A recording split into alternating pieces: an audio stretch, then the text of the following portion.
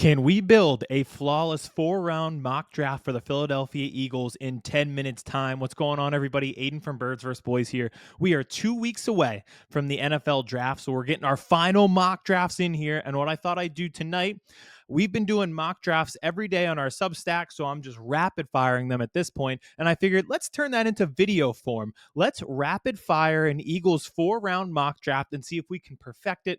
And what I mean by perfect, players that I like, players that I think the consensus likes, and most importantly, players I think that the Eagles like based on visits, based on rumors, based on top 30 visits, most importantly. So let's waste no time. Let's get into it. 4 rounds, 4 picks. We're starting at pick 32, and I went with Nick Scourton, the Texas A&M edge rusher. Now, with Scourton, I'll admit, me picking him is the way that I eat vegetables, where it's like, I would rather be eating steak, but in the long run, I know that there is nutritional value in adding vegetables to my diet. For instance, in this case, steak would be James Pierce Jr., Donovan Azaraku, guys like that who are a little bit more exciting on tape, a little bit more enticing. But I know in the long run, health-wise, Scourton is the vegetables and the way to go. Ironically, his game is a little steak and potatoes to him. He's a larger edge rusher for his size. He has that like pop and power that we're kind of looking for, a guy who can set the edge. An edge rusher who can help in run defense, I think, is most important for this team.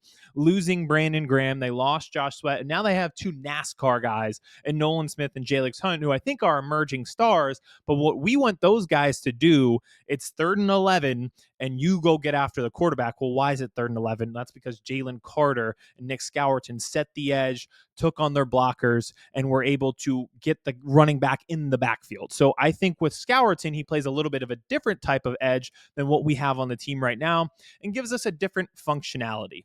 Now, at Texas A&M, one of the things that I was concerned with was his production. He was productive at Purdue and then transferred to Texas A&M, and the productivity dropped.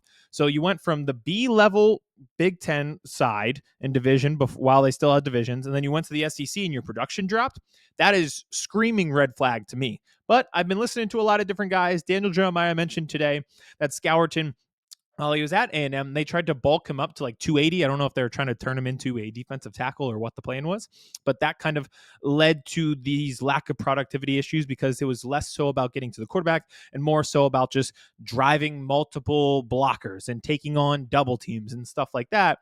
He's back down to 257, which is kind of crazy because he posted a photo at the NovaCare complex for his top 30 visit with Brandon Graham, and he towers over him. So that was kind of crazy. He towers over him so much is actually crazy for me to see. So with Scourton, like I said, I consider him like the vegetables pick. You know you need it in your diet. It's not going to be the flashiest thing. It's not the dessert that tastes good, but it is the one that'll bring you the most nutritional value. So I think Scourton, who is doing a top 30 visit with the Eagles today and tomorrow, that means a lot. The Eagles are not doing freaking slumber parties with players that they are not interested in. So I think they're very interested in Scourton.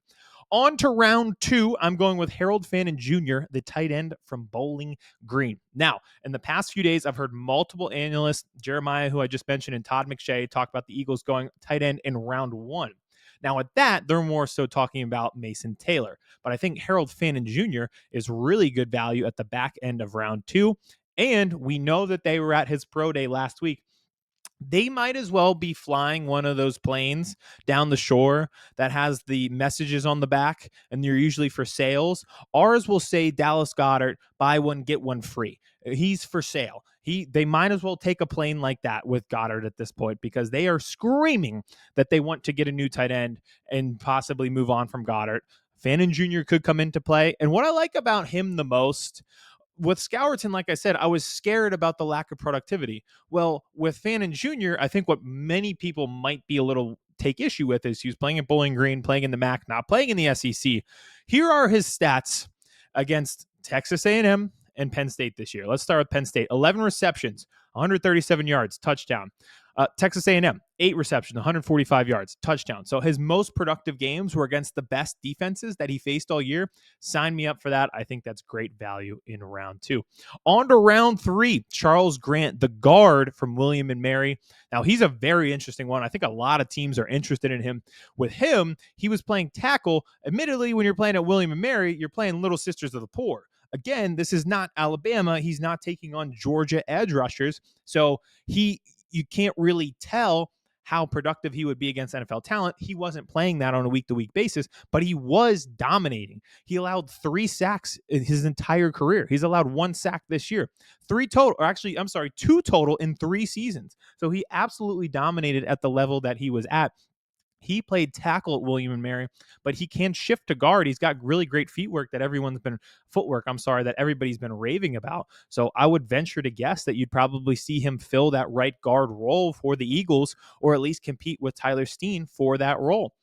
And again, a guy who the Eagles have met with, that they've talked to, that they've done a top 30 visit with. So there is definitely interest there. We will keep the top 30 visit train rolling into round 4, because this guy visited the Eagles this week. In round 4, pick 134, I'm going with Jaylen Reed, the safety from Penn State. He keeps popping up in mock drafts for me, and I love it. If they can get a talent like him in round 4, sign me up, sprint that card up, and let's get going.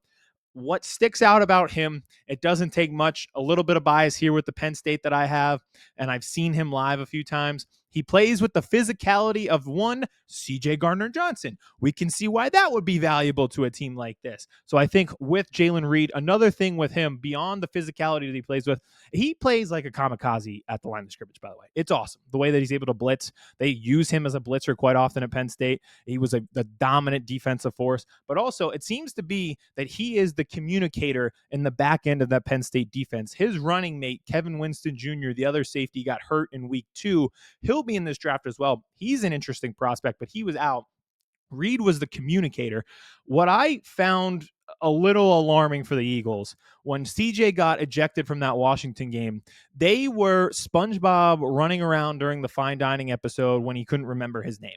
They had so many communication breakdowns and coverage breakdowns once CJ went out. A lot of people not knowing where to be pre-snap. I like that they could bring in Jaylen Reed, who's next to Reed Blankenship, and you have 2 guys potentially that you could trust to tell people where to be and when to be before the snap. So right there, that signed me up for that. And then also him being a Tasmanian devil at the line of scrimmage doesn't hurt either. All right, how'd we do? Perfect mock draft in 10 minutes or less. I think we did pretty good, and we hit 4 positions of need. I think as we get closer to the draft, we'll go for the full 7 rounds in every single pick. Maybe we'll mix in some trades, but for now, these are 4 hot names, top 30 visit guys that the Eagles are interested in, and you can see why. So be sure to comment who I missed, who you'd like to see, whether it's round 1 or in round 4, or any of the positions that you think that they should focus on the most. We will be back very soon with more NFL draft content.